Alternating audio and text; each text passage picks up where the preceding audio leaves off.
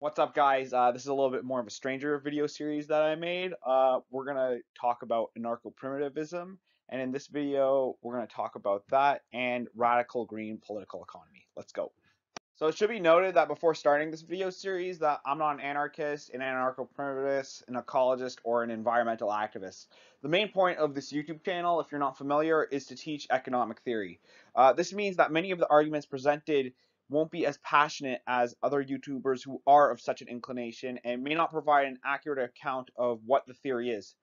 The reason why I made this series is to educate on how policy is not usually made on the basis of economic considerations, but with respect to social considerations and environmental considerations as well. This series will be analytical in nature. I felt this was necessary for exact communication of the ideas, though some would consider this unfaithful to the movement in general.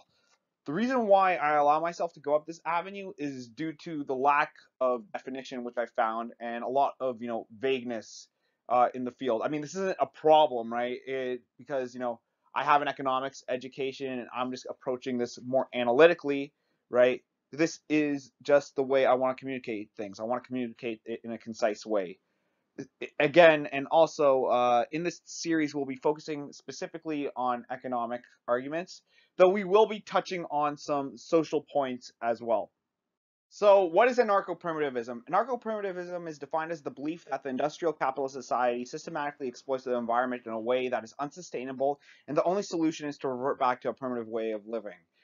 They also argue that all forms of economic exploitation has its origins in environmental exploitation.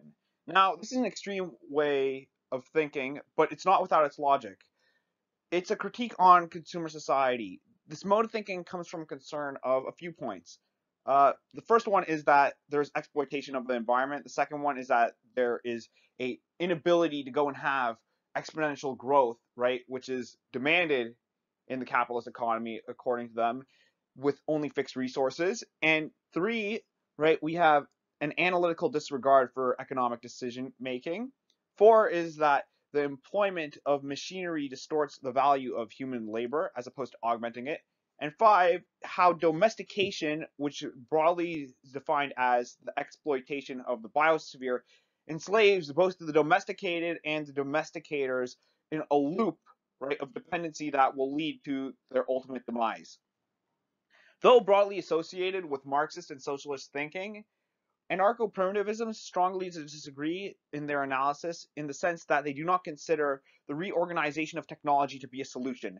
They feel that it has to be done away with altogether. This is axiomatic, right, in this philosophy. So let's talk about environmental exploitation. Environmental exploitation is defined as the consumption of natural resources past their one-to-one replacement in a population of a given resource. If we need wood to construct homes and we are making decisions with respect to our tree population, we would have to consider two portions of this population. What is the baseline population necessary for survival of it as a species? And two, what is the superfluous population of trees which we can take? Mathematically, we have the basic equation which we can describe this process, where T is our natural resources, trees, NP is our necessary population, SP is our superfluous population, and C is the consumption of our resources, right? Which also includes the destruction of it. If SP is greater than or equal to C, right, then our consumption is stable. However, if our superfluous population is less than our consumption, meaning that we're consuming more than our superfluous population, then consumption is unsustainable and our resources are getting exploited.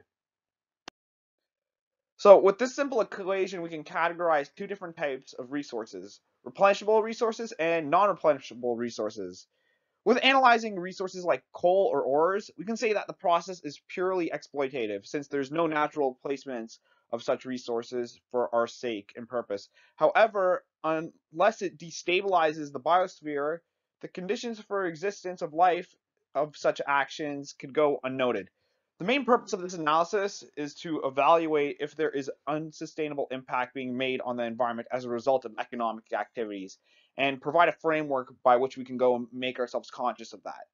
What makes this analysis unique is that as opposed to a Marxian analysis which considers exploitations of workers, we consider the exploitation of the environment as well. So this is the first part in our video series on anarcho-primitivism. I'll see you in the next part.